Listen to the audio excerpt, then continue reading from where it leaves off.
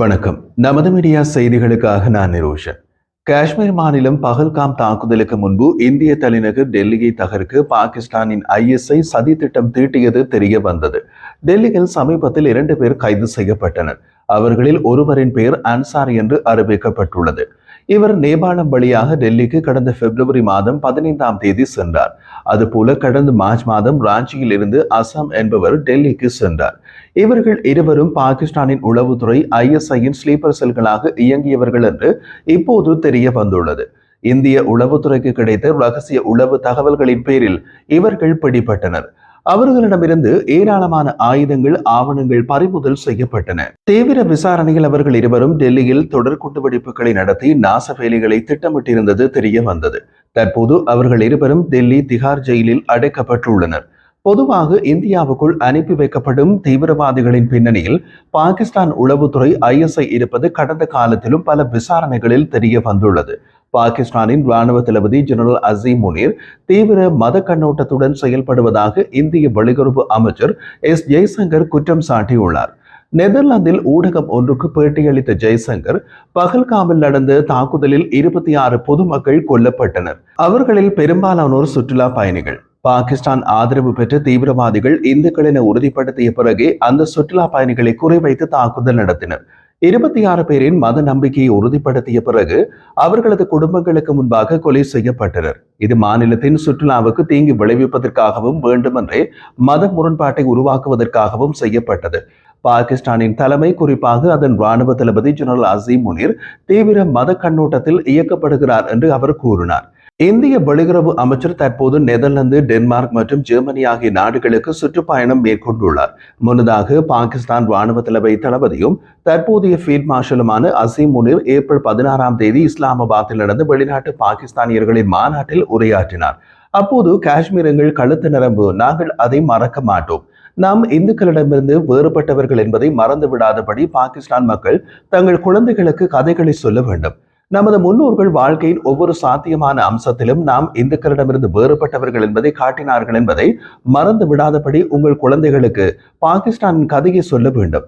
நமது மதங்கள் வேறு, நமது பழக்க வழக்கங்கள் வேறு, நமது மரபுகள் வேறு, நமது எண்ணங்கள் வேறு, நமது லட்சியங்கள் வேறு. அதுதான் இங்கு அமைக்கப்பட்ட இரு தேச கோட்பாட்டின் அடித்தளம். நாம் இரு தேசங்கள், நாம் ஒரு தேசம் அல்ல என்று பேசியிருந்தார். அசீம் முனீரின் உரைக்கு சில நாட்களுக்கு பிறகு ஏப்ரல் 22ஆம் தேதி பகல்காமில் தீவிரவாதிகள் நடத்திய துப்பாக்கி சூட்டில் தான் 26 பேர் கொல்லப்பட்டனர். இதற்கு பதிலடி கொடுக்கும் விதமாக பாகிஸ்தானில் உள்ள 9 தீவிரவாத முகாம்கள் மீது இந்தியா ஆபரேஷன் சிந்தூர் நடவடிக்கையை மேற்கொண்டது. இந்த நிலையில் தான் பகல்காம் தாக்குதல் மத ரீதியாக நடத்தப்பட்ட விதத்தையும் பாகிஸ்தான் ராணுவ தலைவரின் மத கண்ணோட்டத்தையும் தொடர்பு படுத்தி ஜெய்சங்கர் பேசியுள்ளார். இந்தியாவில் உள்ள பாகிஸ்தான் தூதரகத்தை சேர்ந்த அதிகாரியை இந்தியா வெளியேற்றியதை அடுத்து தங்கள் நாட்டில் உள்ள இந்திய தூதரக அதிகாரியை வெளியேற்றுவதாக பாகிஸ்தான் அறிவித்துள்ளது. இந்தியாவுக்கும் பாகிஸ்தானுக்கும் இடையிலான நிஜ போர் ஓய்ந்துவிட்ட நிலையில் அப்போது தொடங்கிய ராஜதந்திர போர் இன்னமும் முடிவுக்கு வரவில்லை. இந்தியாவில் உள்ள பாகிஸ்தான் தூதரகத்தில் பணியாற்றும் அதிகாரி ஒருவர் தனது அதிகாரப்பூர்வ அந்தஸ்துக்கு முரணான செயல்களில் ஈடுபட்ட குற்றச்சாட்டின் பேரில் அவரை 24 மணி நேரத்தில் இந்தியாவை விட்டு வெளியேற வெளியுறவு அமைச்சகம் உத்தரவிட்டது. உளவு பார்த்ததன் அடிப்படையிலேயே அவர் வெளியேற்றப்பட்டதாகவும் கடந்த ஒரு வாரத்தில் இது 2வது நடவடிக்கை என்றும் இந்த விஷயத்தை நன்கு அறிந்தவர்கள் தெரிவித்துள்ளனர். முன்னதாக மே 13ஆம் தேதி உளவு பார்த்த குற்றச்சாட்டின் கீழ் பாகிஸ்தான் அதிகாரி ஒருவரை இந்தியா வெளியேற்றியது. இந்தியாவின் இந்த நடவடிக்கைகளை தொடர்ந்து இஸ்லாமாபாத்தில் உள்ள இந்திய தூதரகத்தில் பணியாற்றும் ஒரு இந்திய அதிகாரியை வெளியேற்றுவதற்கான உத்தரவை பாகிஸ்தான் பிறப்பித்துள்ளது. பாகிஸ்தான் வெளியுறவு அலுவலகத்தின் அறிக்கையின்படி இந்திய தூதரகத்தில் பணியாற்றும் ஒரு அதிகாரியை முரணான செயல்களில் ஈடுபட்டதற்காக பாகிஸ்தான் அரசு அவரை 24 மணி நேரத்திற்குள் நாட்டை விட்டு வெளியேற உத்தரவிட்டுள்ளது என்று தெரிவிக்கப்பட்டுள்ளது. இந்த முடிவை தெரிவிக்க இந்திய தூதர் பாகிஸ்தானின் வெளியுறவு அமைச்சுக்கு அழைக்கப்பட்டார். இந்திய தூதரக அதிகாரிகள் அல்லது ஊழியர்கள் தங்கள் சலுகைகள் மற்றும் அந்தஸ்தை எந்த வகையிலும் தவறாக பயன்படுத்தக்கூடாது என்று வலியுறுத்தப்பட்டதாகவும் அந்த அறிக்கையில் கூறப்பட்டுள்ளது. இந்தியாவுக்கும் பாகிஸ்தானுக்கும் இடையே நடந்த 4 நாள் போரின் பின் சர்ச்சையில் சிக்கிய ஒரு விஷயம் பொற்கோவில் வளாகத்தில் ராணுவம் ஆயுதங்களை நிலைநிறுத்தியதா என்பது. இப்போது அதற்கு ராணுவ தரப்பிலிருந்து விளக்கம் கொடுக்கப்பட்டுள்ளது. அமிர்தசரஸில் உள்ள பொற்கோவில் வளாகத்தில் ராணுவம் எந்த வகையான வான் பாதுகாப்பு அமைப்புகளையும் நிலைநிறுத்தவில்லை என்று இந்திய ராணுவம் தெரிவித்துள்ளது. திங்கட்கிழமை இந்திய ராணுவ லெப்டினன்ட் ஜெனரல் சுமார் இவான் ANI செய்தி நிறுவனத்திற்கு அளித்த பேட்டியின் போது வெளியிடப்பட்ட ஒரு தகவல் சர்ச்சையினை ஏற்படுத்தியது. அண்மையில் இந்தியா பாகிஸ்தான் இடையே பதற்றம் நிலவிய சமீபத்தில் ஸ்ரீ ஹர்திமர சாஹிப் என்று அழைக்கப்படும் பொற்கோவிலின் தலைமை மதகுரு அல்லது கிரந்தி வான் பாதுகாப்பு துப்பாக்கிகளை நிறுவ அனுமதி அளித்தார் என்று இந்திய ராணுவத்தின் வான் பாதுகாப்பு அமைப்பின் தலைவர் லெப்டினன்ட் ஜெனரல் சுமார் இவான் கூறியதாக ANI செய்தி நிறுவனம் தகவல் வெளியிட்டிருந்தது. இந்த கூற்றை சிரோமணி குருத்வாரா பிரபந்த குழுவின் நிர்வாகிகள் முற்றிலுமாக மறுத்துள்ளனர்.